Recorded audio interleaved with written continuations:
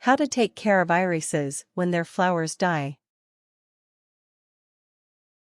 Irises are a popular perennial plant, delivers a beautiful display of flowers. These plants can grow in zones 3 through 10, which means they can survive temperatures that hit minimums of 40 degrees Fahrenheit, 40 degrees Celsius. If you are growing irises, it is important to know what to do with the plants once the flowers die. This process involves deadheading your plants and maintaining your plants until new blooms form. Method 1: Deadheading irises. 1. Understand what deadheading is.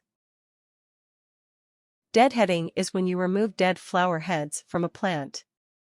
This process stops seeds from growing once the flowers have faded. Producing seeds takes up a plant's energy that could otherwise be put towards producing new growth. Deadheading also helps to tidy up your garden and get rid of withered, faded flower petals. Dead iris flowers tend to turn brown very quickly and aren't very attractive. 2. Pinch off the dead flower with your fingertips. To deadhead an iris flower, you can pinch off the spent flower using your fingertips. Alternatively, use a sharp blade to remove the flower. You need to cut off not just the dead flower petals, but also the slightly swollen fat bud-like sheath the petals grow from. This bulb-like part of the plant is where the seeds will form. 3. Try to avoid removing the entire stalk of the plant. Don't remove the entire stalk of the plant in case there are other buds that have yet to emerge and bloom. Some iris flowers will fade after a day, but deadheading them can help the plant to form new blooms more quickly, so try not to cut away the whole plant. 4. Be aware that bearded iris will sometimes flower twice. Bearded iris may bloom at the beginning and end of summer. Wait until the second round of flowering has occurred before cutting your flowers back. Once you know the flowering season is over, you can use a sharp pair of garden cutters to remove the tough stem. However, do not cut away any green foliage that is still on the plant. Removing the stem will help to prevent the plant from rotting, and will also help to clean up the look of your garden. Once you have cut away the stem, place it in your compost. 5. Consider leaving the seed heads on the plant if you like the way that they look. You'll notice that there are some varieties of iris that have pretty seed heads. Many gardeners leave the flowers on varieties such as stinking iris, Iris foetidissima, and blackberry lily, Bellum canda, to enjoy the display of seed heads. Just be aware that when you leave the seed heads on, the seeds may spread, causing other irises to grow throughout your garden. 6. Leave the seed heads on the plant if you want to grow more irises. Leaving the seed heads on will make it more likely that new irises will grow in other parts of your garden. However, be aware that irises grown from seeds may not look exactly like the original parent plant. You could also collect the seeds and grow them yourself. To do this, soak the seeds in water for 48 hours. Plant the seeds once they have soaked. Method 2: Caring for your irises.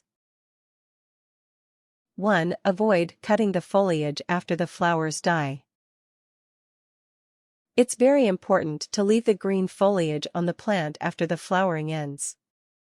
This is because the plant draws energy into its roots through the foliage, and stores this energy to help it survive the winter. Leave the foliage on the plant until it withers away of its own accord. It's okay to trim off any brown tips, but leave as much healthy green growth as possible. 2. Cut or pull away the foliage once fall comes around. Once the foliage has withered in the fall, you can cut back the foliage to about 6 inches from the ground. If possible, wait to do this until after the first hard frosts. Try to pull off the dead foliage rather than cutting the plant if at all possible. Cutting the plant can make it more susceptible to disease. 3. Give your iris fertilizer if the foliage is looking pale. Irises generally don't need much fertilizer. However, if the foliage isn't a green healthy color, then consider giving your irises some fertilizer after they finish blooming. A granular fertilizer can be gently raked into the soil around the plant. Make sure it mixes into the top few inches of soil. 4. Divide your irises every 3 to 5 years.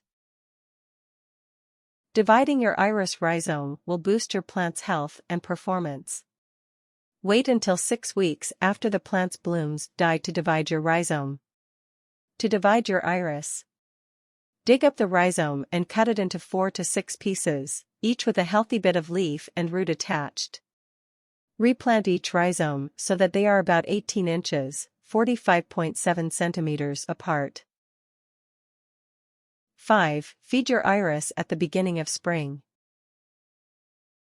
When blooming is about to begin again, give your iris some fertilizer to help it produce healthy blooms. Choose a fertilizer that is low in nitrogen relative to potash, potassium, and phosphorus. Fertilizers that have high amounts of nitrogen can make irises more prone to rot. 6. Mulch around the plant, rather than directly over the rhizomes. Try to avoid putting mulch directly over your rhizomes, as this can cause them to rot. However, you can surround the plant with about 2 inches of mulch, so long as the rhizomes aren't buried. Try to avoid using manure when mulching your irises. 7. Water your plants in dry weather. While irises are pretty independent plants, they still may need some water in very dry weather. However, try to avoid overwatering these plants, as they are very prone to rot. Tips. There are some plants that especially require deadheading to stop them sowing their own seeds and invading your garden. Not all irises will do this, but varieties, including the African iris, Diet's bicolor, will sow their own seed unless you prevent this by deadheading.